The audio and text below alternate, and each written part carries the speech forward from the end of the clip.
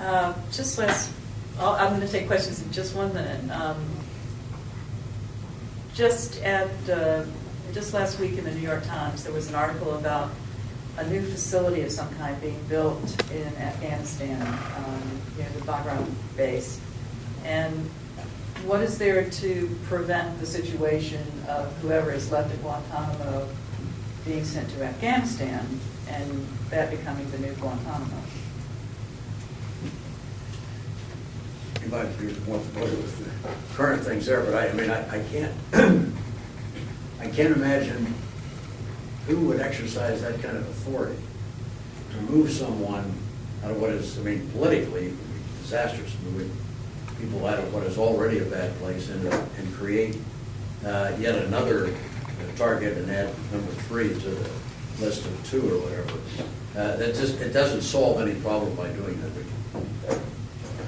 If you're going to keep him, might as well keep him where he is. I'd say if I was in charge, if we move him, there'll be 63 press articles. If we keep him here, nothing's going to happen. So the last thing I worry about is moving someone out of one facility to the other.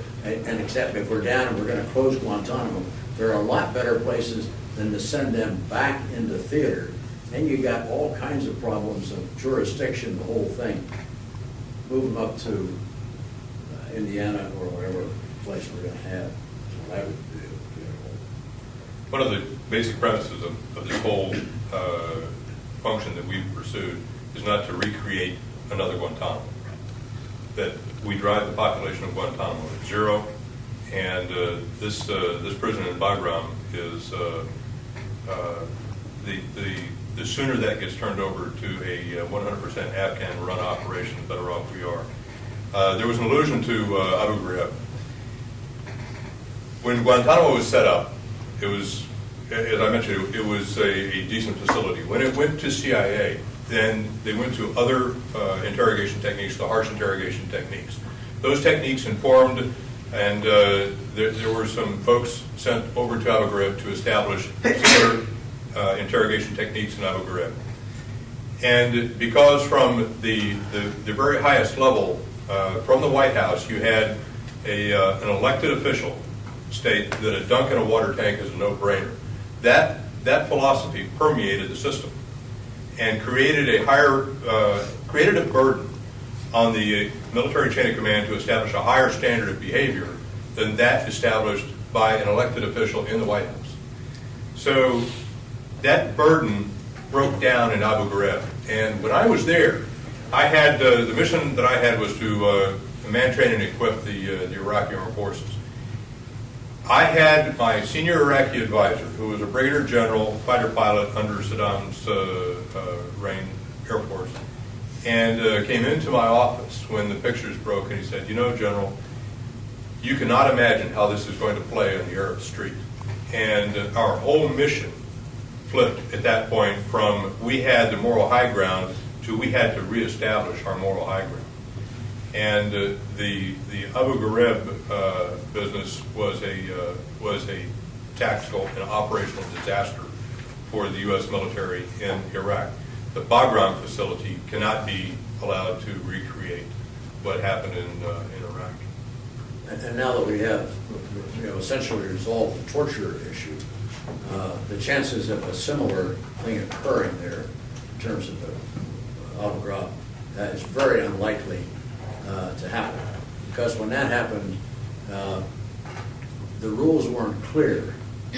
And when you have, and one of the things when we talked to the candidates, none of whom had served in the military, we wanted them to understand what it meant when the commander-in-chief said something. For instance, "I'll do anything to protect this country." Sounds pretty good. The reality is when that comes down to a sergeant who's going to kick down a door in Afghanistan, and he finds two Muslims in the corner with a couple of wires and looks like that's an IED, and he's got a platoon coming down the road and he wants to find out what's going on. We don't want him to be able to say, "The president will do anything to protect this country. I'm going to do anything I can to protect my platoon." So we need clear guidance, etc., which I think we've now done. And we certainly wanted in our effort, and that's also occurred, that all the agencies were held to the same standard. And it happened to be the CIA who, they've told us, and we talked about competencies of the military, interrogation was not a core competency of the CIA. That's not what they were about. But they took that mission on and they had to re-engineer, because they didn't know how to do it, these techniques. And so we're through that now. We have one standard for the United States of America. And so what we'd hope is people would now have a clear bit, they would follow it, and we wouldn't have in terms of another massive pictures happening in Bulgaria or anywhere else of